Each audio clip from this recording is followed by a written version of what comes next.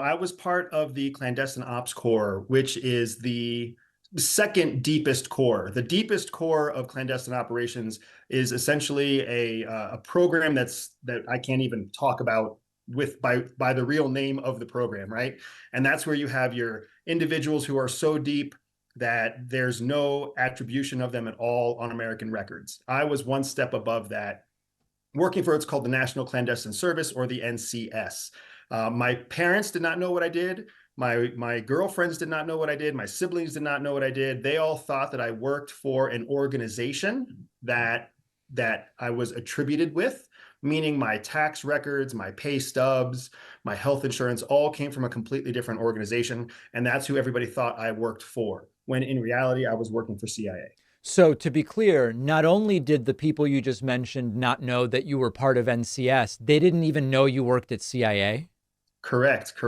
That NCS, the National Clandestine Service, is essentially an office within the larger CIA. And that's how CIA is structured, just like any other government organization, only it's obviously much more interesting.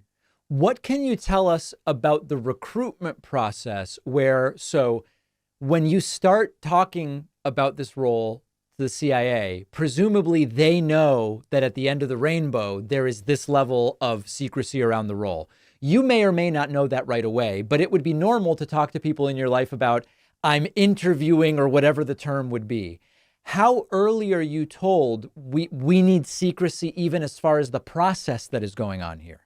Yeah, that's an excellent question. So because there's so much sensitivity around these clandestine roles, the first phone call that you get is a very generic phone call, the invitation or the offer to the first interview, because it's very much a recruiting type of organization. They don't wait for, you can't apply for that type of role.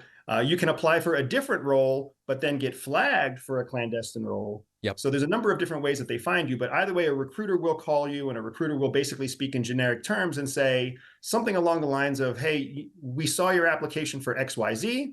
We think you would be a good fit potentially in a different national security role. Would you be interested?